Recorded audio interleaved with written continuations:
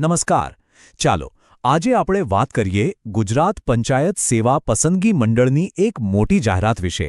આ છે ગ્રામ સેવકની ભરતી અને આપણે તેની બધી જ વિગતોને એકદમ સરળ રીતે સમજીશું.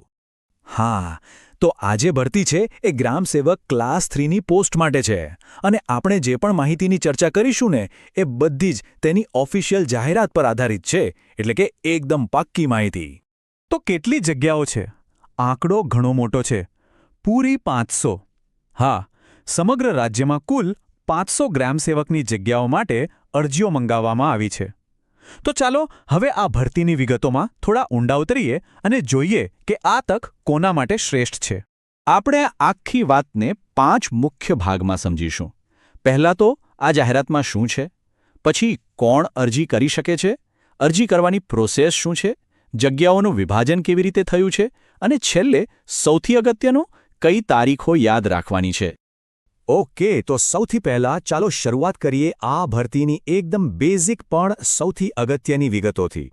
એક વાત ખાસ યાદ રાખવા જેવી છે, આ ભરતી માટે અરજી કરવાની જે આખી પ્રોસેસ છે ને એ સંપૂર્ણપણે ઓનલાઈન છે અને એના માટે બીજે ક્યાંય નથી જવાનું. ફક્ત અને ફક્ત ઓજાસ પોર્ટલ પર જ અરજી કરી શકાશે. ચાલો હવે આવીએ સૌથી અગત્યના સવાલ પર કે ભાઈ આ જગ્યા માટે કોણ અરજી કરી શકે છે. ચાલો આપણે યોગ્યતાના જે માપદંડો છે એના પર એક નજર નાખી લઈએ. અહીં એક બહુ જ રસપ્રદ વાત એ છે કે લાયકાતનો જે દાયરો છે ને એ ઘણો મોટો રાખવામાં આવ્યો છે. એટલે કે જો કોઈની પાસે રૂરલ સ્ટડીઝ, એગ્રીકલ્ચર, હોર્ટિકલ્ચર જેવી કોઈપણ ફિલ્ડમાં ડિગ્રી હોય અથવા તો એ જ ફિલ્ડમાં ડિપ્લોમા હોય તો એ લોકો આસાનીથી અરજી કરી શકે છે. સારું, તો ભણતર સિવાય બીજું શું જોઈએ? તો ઉમેદવારની ઉંમર 18થી 35 વર્ષની વચ્ચે હોવી જોઈએ. સાથે સાથે કોમ્પ્યુટરનું થોડું ઘણું બેઝિક નોલેજ અને ગુજરાતી કે હિન્દી ભાષાનું સારું જ્ઞાન પણ હોવું જરૂરી છે. ચાલો માની લઈએ કે લાયકાત બધી જ છે. તો હવે આગળ શું? હવે જોઈએ કે અરજી કરવાની આખી પ્રોસેસ શું છે. પ્રોસેસ એકદમ સીધી સાદી છે. ઓજેસની વેબસાઇટ પર જવાનું છે, ફોર્મ ભરવાનું છે અને પછી પોતાનો ફોટો અને સહી અપલોડ કરવાના છે. હા, પણ એક વાતનું ધ્યાન રાખજો, ફોટો અને સહીની સાઇઝ 15 કેબીથી વધારે ના હોવી જોઈએ. એટલે અરજી કરતા પહેલાં આ બંને વસ્તુ તૈયાર રાખવી, જેથી છેલ્લી ઘડીએ કોઈ તકલીફ ન પડે. હવે વાત કરીએ અરજી ફીની. અહીં થોડો ફેર છે.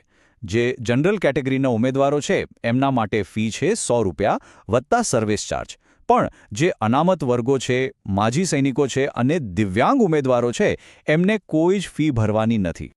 ઓકે, તો કુલ 500 જગ્યાઓ છે એ તો આપણે જાણી લીધું, પણ એ ક્યાં ક્યાં છે? ચાલો હવે એ જાણીએ કે આ 500 જગ્યાઓ કયા જિલ્લામાં અને કઈ કેટેગરી માટે કેટલી ફાળવવામાં આવી છે. જો સૌથી વધુ જગ્યાઓની વાત કરીએ તો લિસ્ટમાં ટોપ પર છે સુરત, ત્યાં છે 17 જગ્યાઓ. એના પછી બીજા નંબરે છે દાહોદ, જ્યાં 50 જગ્યાઓ છે અને ત્રીજા નંબરે છોટાઉદેપુરમાં 43 જગ્યાઓ ભરવાની છે. હવે આ 500 જગ્યાઓનું કેટેગરી પ્રમાણે વિભાજન જોઈએ તો એમાંથી 264 જગ્યાઓ જનરલ કેટેગરી માટે છે. એ પછી એસટી કેટેગરી માટે 101, એસસીબીસી માટે 70, ઈડબ્લ્યુએસ માટે 47 અને એસસી કેટેગરી માટે 18 જગ્યાઓ અનામત રાખવામાં આવી છે. અને અહીં એક બીજી મહત્વની વાત, આ જે કુલ જગ્યાઓ છે ને એમાંથી 147 જગ્યાઓ ખાસ કરીને મહિલા ઉમેદવારો માટે જ અનામત છે. ચાલો હવે આવીએ આખી વાતના સૌથી અગત્યના ભાગ પર, એટલે કે તારીખો. આ તારીખો ભૂલાય નહીં એનું ખાસ ધ્યાન રાખવું પડશે, કારણ કે એક ભૂલ અને તક હાથમાંથી જઈ શકે છે. તો નોંધી લેજો, અરજી કરવાની શરૂઆત થશે 16 એપ્રિલથી અને છેલ્લી તારીખ છે 7 મે 2026. મારી સલાહ તો એ જ રહેશે કે છેલ્લી તારીખની રાહ ન જોવી અને બને એટલું જલ્દી ફોર્મ ભરી દેવું. હવે જે જનરલ કેટેગરીના ઉમેદવારો છે એમના માટે એક ખાસ નોંધ. માની લો કે કોઈ કારણસર સમયસર ફી ભરવાની રહી ગઈ તો ગભરાવાની જરૂર નથી. 12 મે સુધીનો સમય મળશે, પણ ત્યારે ₹500ની લેટ ફી ભરીને પ્રોસેસ પૂરી કરવી પડશે. તો આ હતી ગ્રામ સેવકની ભરતીની A to Z માહિતી. જો લાયકાત ધરાવતા હો તો મને લાગે છે કે આ એક સુવર્ણ તક છે જેને જતી ન કરવી જોઈએ. તો પછી રાહ શેની જુઓ છો? તૈયારીમાં લાગી જાઓ.